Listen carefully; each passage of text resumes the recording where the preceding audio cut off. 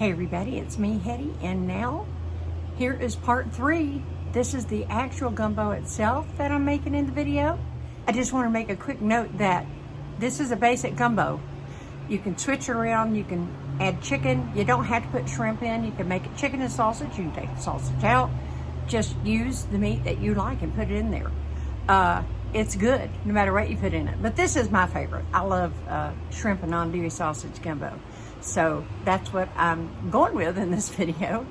And I want you to make note, normally I would have my roux going and add my vegetables to the roux before adding the chicken broth in, but this was already the dry roux. So I did it a little bit different than you normally traditionally would. And I didn't have any seafood stock because I just bought the bag of shrimp. So it's not like when you've got fresh shrimp, tails on, you know, everything. I make a stock out of that, but I don't do it so much nowadays, to be honest with you. It's quicker. Chicken broth is really, really good in it. So having said all that, let's get to making that gumbo.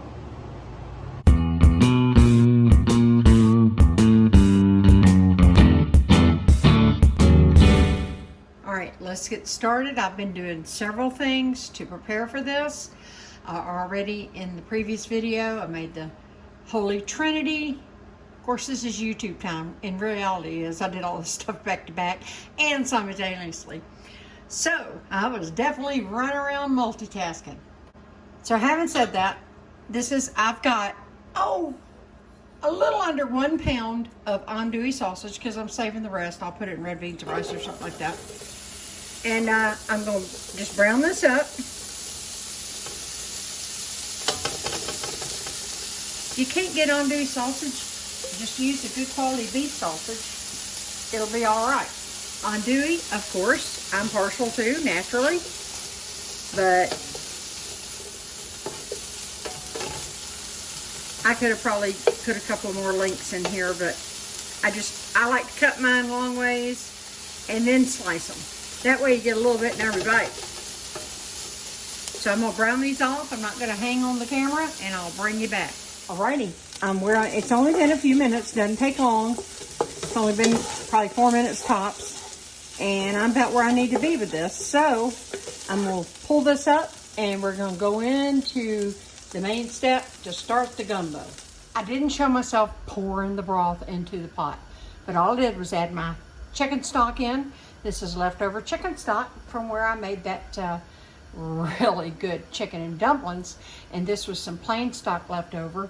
And I also have some leftover actual dumpling broth. The flavor was so amazing, and there's no dumplings, there's no chicken in it. It's literally just the leftover. It's real thick too, it's real nice.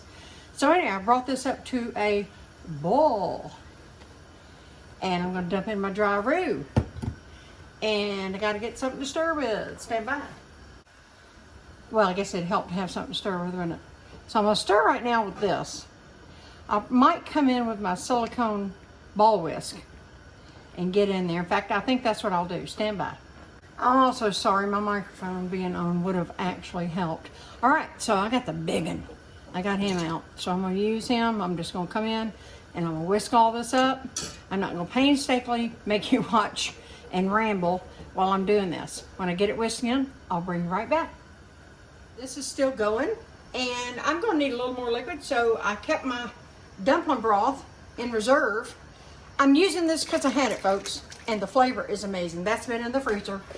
We have no doubt that it will mix down in. This is so hot, believe me, this will be gone in 2 seconds. You see that, don't you? It fell right apart. All right, as soon as it comes back to a rolling boil, I'll be adding in my sausage and vegetables. But right now what I'm going to do is I'm going to go over my ingredients. Right now I have a tablespoon of Worcestershire sauce. I've got 2 bay leaves going right in. That one's kind of cracked. He kind of got caught. 1, 2. And I've got 1.5 teaspoons of salt. Closer to 1 actually. It's kind of in between. And I've got right out a teaspoon of black pepper. I have a nice rounded tablespoon of Cajun seasoning. You gotta have that. I also have a teaspoon of basil, a teaspoon of thyme. And of course I already put in the tablespoon of Worcestershire sauce. I'm gonna give this a good little stir. Some of that is spices from the dumpling broth. But oh man, that broth was so good, y'all. All right, I'm gonna bring this back up. Well, I'm gonna go ahead and add in my sausage, I think. So here's my andouille. It's going in.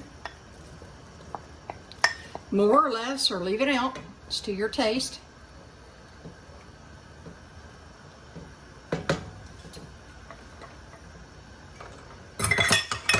And the Holy Trinity going in.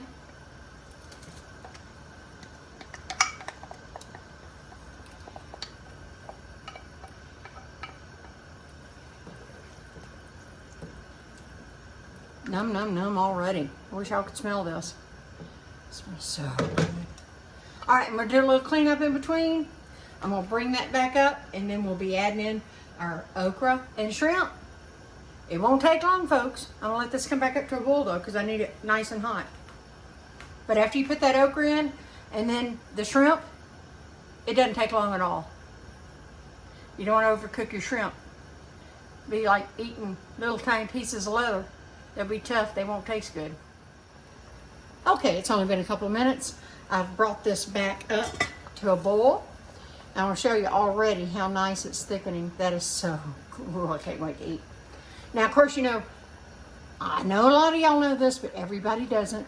Be sure to fish out those bay leaves before you eat. Bay leaves, laurel leaves. Did you know? A lot of people don't know. I'm putting in okra. This is 1 pound okra. Yes, it's frozen. End of story. This also helped to thicken up the gumbo. Look at that. I'm gonna let it cook for about just not even a minute and a half, 2 minutes. The last thing that's gonna go in is the shrimp. Let me show y'all what kind of shrimp I'm using. I'm using 2 pounds of this Big Easy Foods wild caught Gulf shrimp.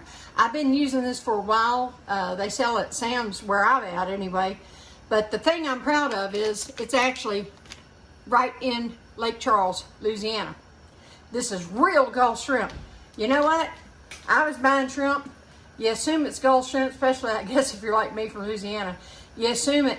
And I about fell out about 6 months ago. I don't know what I was doing. I just happened to be reading the back. And no offense, India. No offense, no offense. I do not mean this. But I want my shrimp from the Gulf of Mexico. All right, I'm from Louisiana. That's just what my preference is. And these shrimp that they're selling, you need to turn your bag over and look. I don't care if it's Kroger, Sam's, whoever. India, folks, India. So yeah, I wanted the real thing, and I switched to this ages ago, over 6 months ago actually. So anyway, I was just showing you I'm using actual Gulf shrimp, which I'm just thrilled about. You see how this is thickening up? Let me stir it for you. Already, just since I've been talking about the shrimp. Look at this, y'all. Oh, this is some good eating. All right, so just in about a minute, I'm gonna add the shrimp, so I'll bring you right back. Last but not least, in goes my 2 pounds of beautiful, deveined, tails off, heads off shrimp. I've had really good luck with the shrimp. Now, this won't take long, guys. Just literally 2 to 3 minutes, and then you want to cut this fire off because you don't want to overcook the shrimp. When they start turning pink, it's done. So I'll bring you back when that happens. The only other, now I wanted to make, in addition to this, my bad, after I put the shrimp in, I immediately cut this down to a very, very low. I'm gonna let it finish. The liquid is hot enough to cook that shrimp. You don't need a high fire anymore. And of course, the last thing we're gonna be putting in is our filet and hot sauce to taste. You can use Louisiana hot sauce, Tabasco, grow it with both. And it's excellent in there as well. Okay. We're not quite there with the shrimp yet. It'll probably be less than a minute and a half, so I'll bring you back then. Alrighty guys, I'm putting the finishing touches. I got me a big mess to clean up today. I'm putting the finishing touches on the potato salad that we eat with our gumbo potato salad. It's different than Mama's, but it's so good when eaten alongside of this. Got the rice going. It's not quite ready yet, but everything else is ready. There is no heat under here. I'm taking the top off because I don't want to continue to cook. This will thicken more upon standing. I'm going to fish out the bay leaves. Now, you know I can't forget the best part. After it's been off the heat, everything's perfect. This is immediately after, of course, I cut the camera off. But anyway, you got to put your gumbo filet in there.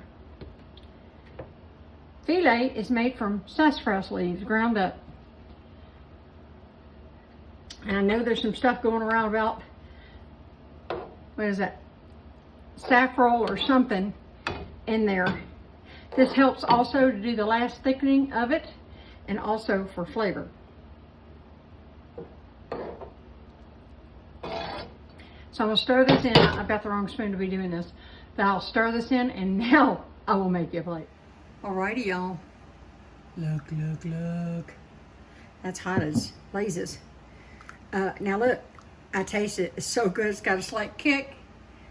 The potato salad and the rice help bring that down. So if you do want even more of a kick, like I said, you'll have to add Louisiana hot sauce or Tabasco to yours. Now look here, I made it pretty for you. I don't know where Mama's gumbo bowls are. I hadn't seen it since we moved, but I do know we have them. I just don't know where I can get my hands on them. So look, I'm gonna make it all pretty. But I'm so tired. It might not be that pretty. So I put it on top. Excuse me, let me clean this for you. So, I made it all nice and pretty for you. And we always garnish with some green onion, just like we did the potato salad. And this, that's some good eating. That is some real good eating. I hope you'll try this. I really, really do. See what I'm talking about? That is good eating, y'all. So, anyway, I wanted to add, it seems tedious and like a lot of steps, but it really, really isn't. You can do your Holy Trinity ahead of time. You can do the dry roux ahead of time. Just assemble it like I did. It really, we were ready to eat, and after I actually put the gumbo together, we were ready to eat in less than 45 minutes. Less than 45 minutes. So the last part will be the gumbo potato salad. That's coming up after this video, probably the next day or the next day. We'll see. No more than 2 days from the release of this video. And that'll be it, the 4-part. That's some good eating. If you have it all together, that gumbo potato salad right along with it, real good. It'll fill you up. It's so tasty. You'll be wanting to make some more. So anyway, thank you so much for watching. I appreciate you very much. I'll see you next time.